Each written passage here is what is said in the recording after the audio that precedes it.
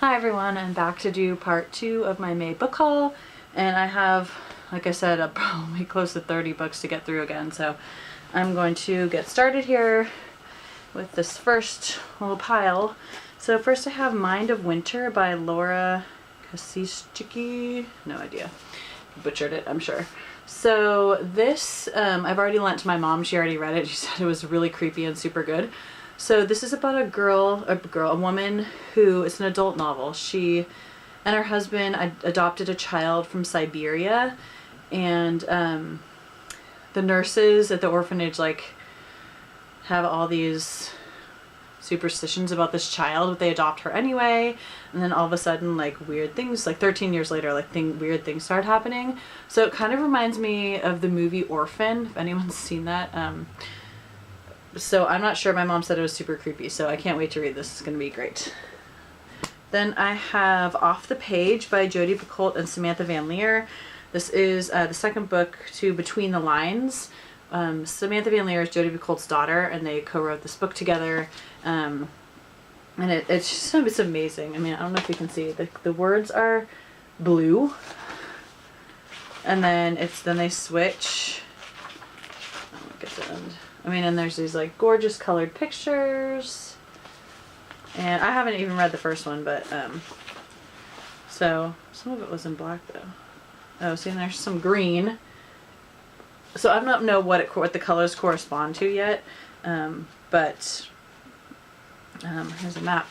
Everybody loves a book with maps. So anyway, this is going to be a great book, I'm sure. I love Jodi Picoult, and so I'm excited to get to this series. I haven't yet, but it should be a good one.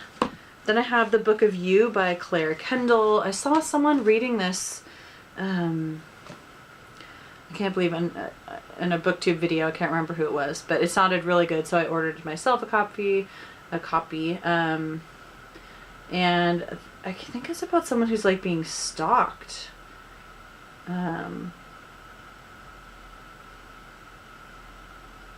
Anyway, I can't remember, but it sounded really, really intriguing and creepy. So then I have Remember Me This Way by Sabine Durant. This is another creepy one. It seems like this is going to be the creepy book haul. The other one was contemporaries. This is all creepy books. So it's about a woman named Lizzie Carter whose husband dies, and she keeps going to the site of his accident, and she's since the tragedy, she just hasn't been the same, racked with grief and guilt and regret and relief.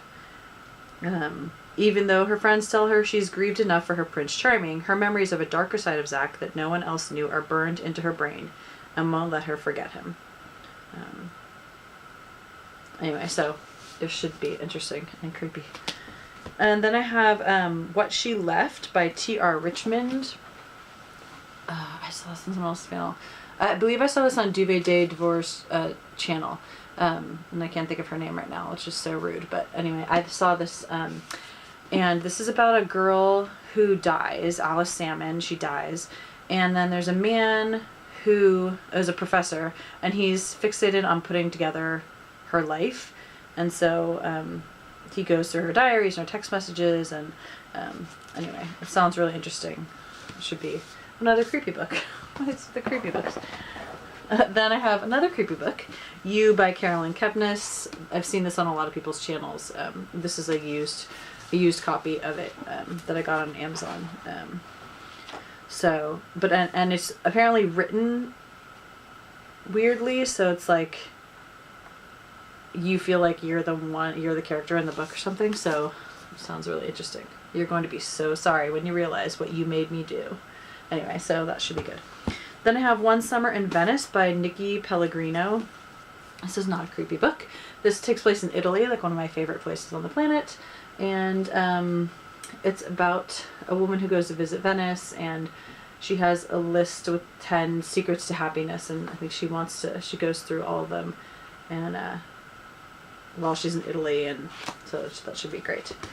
Then I have Immaculate by Caitlin Detweiler. This is a story of a girl who is named Mina, and she is a virgin and she's pregnant. And so for some people, she's become this like symbol of like the Virgin Mary kind of thing, and for some people they're like, there's no way that she's a virgin. So it should be a really interesting book. Then I have Alexander's Army by Chris DeLacy. This is the second book in the Unicorn Files, they're calling it. And this is a middle grade novel, and I love Chris DeLacy's Dragon Chronicles series, so I'm getting these ones. I haven't read the first one in this series, but I really love his writing, so had to pick that one up. Then I have Infandus or Infandus by Alana K. Arnold, and I can't remember. This is about a girl who lives in the shadow of her mother, and I don't know, something about, I have no idea. It's very short and the words are tiny. I really have no idea what this is about. It must have sounded interesting at some point though. Then I have The Bookseller by Cynthia Swanson, and I believe this is an adult novel. It says, a debut novel about the ways in which past choices can irrevocably define the present, and the bittersweet confrontation of what might have been. So, I mean, with the title The Bookseller, how can you not? Then I have Read Between the Lines by Joe Knowles. I checked this out of the library and I started it, but I didn't get to finish before I had to take it back, and it was, you know, requested by someone else or on hold by someone else. So I just got myself a copy. And it'll be cute. It'll be good. Sticky. So it'll be good to get back into this this book. So then I have How to Start a Fire by Lisa Lutz, and this is a bizarre cover, but An Unexpected Friendship. 3 women thrown together in college who grow to adulthood, united and divided by secrets, lies, and a single night that shaped all of them. Yeah, it's about UC Santa Cruz roommates, and they find somebody passed out one night, and they wheel her to their dorm in a shopping cart.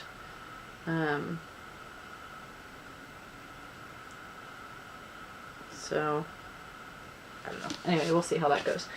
Then I have A School for Unusual Girls by Kathleen Baldwin. It's a Strange House novel, so I'm assuming there's going to be more to this series. Takes place in 1814, and I believe in a school for unusual girls. It's become one of Regency England's dark little secrets. The daughters of the beau monde who don't fit high society's constrictive mold are banished to Strange House to be reformed into marriageable young ladies, or so their parents think. So, it's a historical romance, so I believe there's going to be more in this series. Then I have A Sense of the Infinite by Hilary Smith. Really pretty cover. Senior year of high school. I don't know, another contemporary-ish, I'm assuming. Grab another stack here. Then I have We All Looked Up by Tommy Wallach. Another one I got from the library. Didn't get a chance to read. It's just the weirdest cover. I mean, the title is minuscule way up here. It is something about, I think something's going to crash to Earth, a meteor or something. So, should be, we'll see how that goes. This is 3 Day Summer by, I cannot read the name, Sarvanaz Tosh. I don't know. Can't read it. It looks very, very hippie-ish, and I believe it takes place at a music festival, and I think it's like Woodstock. So, yeah, it'll be very hippie-ish and cute.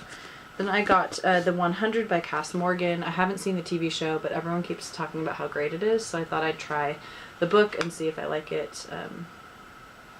And I'm sure everyone knows about what this is about. I don't even really actually know what it's about. I think it's like 100 people who are sent back to Earth to recolonize it after everyone's left. So that'll be interesting. Then a middle grade book, Winterfrost by Michelle Houts. I mean, it's like a Christmas book, so I'll read it with my daughter in December. So We'll get to that one another time. Then I have The Dish by Stella Newman. This is another one from Book Depository. This is about two people. I can't remember. I think she is a restaurant critic, and I can't remember if he owns a restaurant. Anyway, so, and she, I think, starts a relationship with him, but she doesn't tell him she's a restaurant critic. So it sounds cute. I mean, books about food would be good. Then I have Things You Won't Say by Sarah Pekanen. I have all of her books, and I haven't read any of them, but they always sound so good, and so I just picked them up, and I haven't read them yet. This is How Far Would You Go to Save Your Family?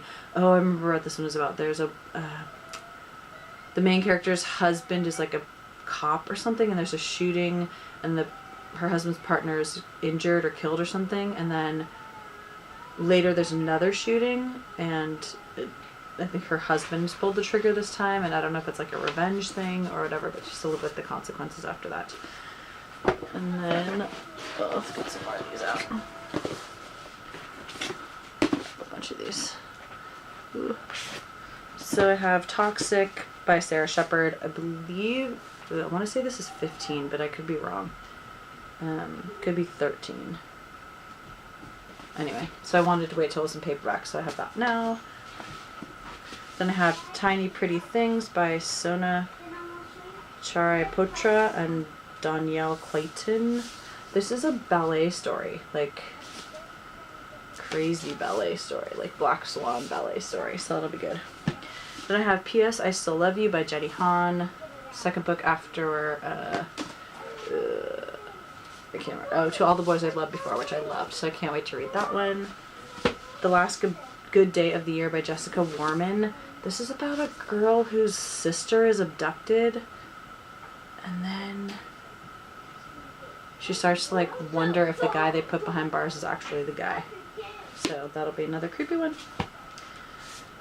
The Cost of All Things by Maggie Lehrman. And this is about a girl named Ari whose boyfriend dies, and she gets a spell to erase all memory of him. So it's told from 4 points of view. So that'll be interesting too. Kind of a sad contemporary. And I have A Heat of the Moment by Lauren Barnholt. This is Moment of Truth, Book 1. I don't know what that means. I don't have the other ones. I just thought I'd try this. Another contemporary. And I have Rain, Hysteria by Lily Blake. And I know there's a TV series on this. So I thought I'd just try this one, like short historical fiction, see if I like it. And I have a few more. Extraordinary Means by Robin Schneider. I have not read The Beginning of Everything yet, but I hope to get to it. About a guy who's in a sanatorium for teens suffering from an incurable strain of tuberculosis. So, a cheery book. It'd be good. And another winter book, Winter Street by Ellen Hildebrand. I just wanted to pick this one up to read when Christmas comes. And I have A Wedding in Provence by Ellen Sussman. Just like to read about France and Italy and stuff, and so that'll be another good quick book, hopefully. End of Days by Susan E. This is the third book in the World After series. Penryn and the End of Days. I don't know what it's called. Anyway, so get to that one eventually. I have The Wrath and the Dawn by Renee Dia.